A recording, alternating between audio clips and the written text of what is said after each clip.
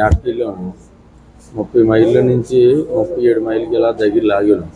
2 రోజుల నుంచి ఏట అయిపోయింది. ఏట కొనసాగించి వచ్చేస్తుండగా 10 మైళ్ళు చెట్టు తిన 10 మైళ్ళు ఉంటుండగా బాల్తో కొట్టేసింది బోటు. బాల్తో కొట్టేసిందంటే ఒక మనిషి కింద ఉండిపోయాడు. మా అన్నయ్య కొడుకు ఆరి చిన్నయ్య వేరే అయితే చంటి అంటారు. అయితే ఆ పడిపోయిన వెంటనే మా అన్నయ్యని గుండెలు బాదుకుని ఏడుస్తాను, బాబు నా కొడుకు కనిపించట్లేదు కనిపించడం ఏడుతుంటే ఈలోపు బోటు మీద మేము ఉన్నాం. బొడికి మీద ఎందుకంటే 4 అయిపోయింది. 4 అయిపోయిన వెంటనే అలా ఉందాము ఉన్నంచేపు ఉందాం ఆరుగురు ఉండి 9 అయిపోయింది. 9 అయిపోయిన బోటు కిందకి వెళ్ళిపోతుంది.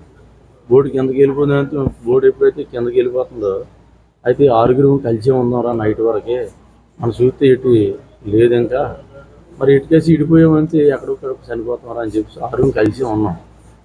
చూస్తుండగా నైట్ 6లోకి 5 ఉన్నాం. ఒక మనిషి కనిపించట్లేదు.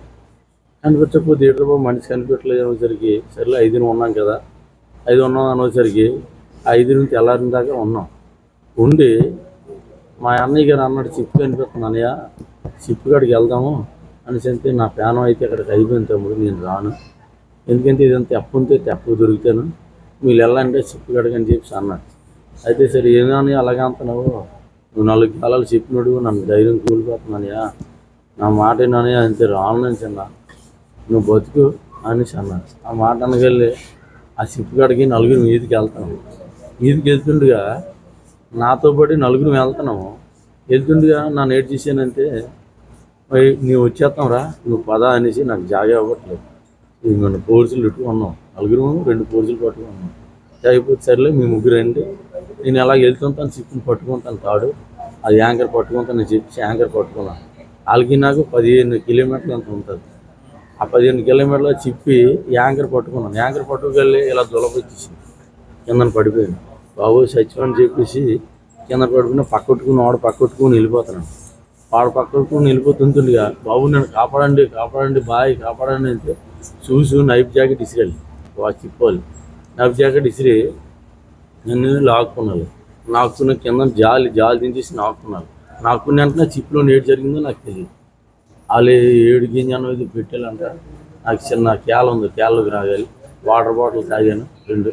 అప్పుడు నాన్నకు తీసుకెళ్ళిపోయి శుభ్రంగా అన్ని చూసాలి. అన్ని చేసి ఈరోజు వచ్చింది మనం వచ్చి అది తీసుకుని వచ్చింది. ఇది జరగడం అంతే శనివారం 3:30 జరిగింది. జరిగింది. బుధవారం వెళ్ళేట్టున్నాము. గురువారం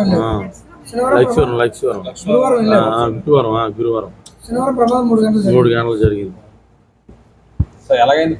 ప్రమాదం అంటే ఒత్తుండిగా సరే జట్టి పొజిషన్ 10 మైళ్ళు ఉంది.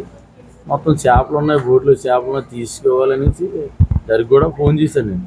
ఆ మిసేజ్ గారికి అమ్మ 8 గంటలకు వచ్చేస్తుంది, 1 గంట అరగంట పడుతుంది వచ్చేస్తామని చెప్పేసి 10 మైళ్ళు కదా ఆ మైలేజ్ పక్కన చెప్తుందండి.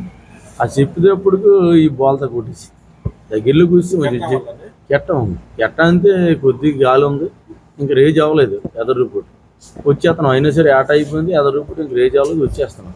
ఆ కెట్ట అనుకూలంగా రేజ్ అయిపోయి తిరగేసి మీ కళ్ళ ముందే మిగతా మా కళ్ళ ముందే అంతే మిగతా అంతే ఎవరి జాలు ఆడ తుల్లిపోయాడు తెలియదు సార్.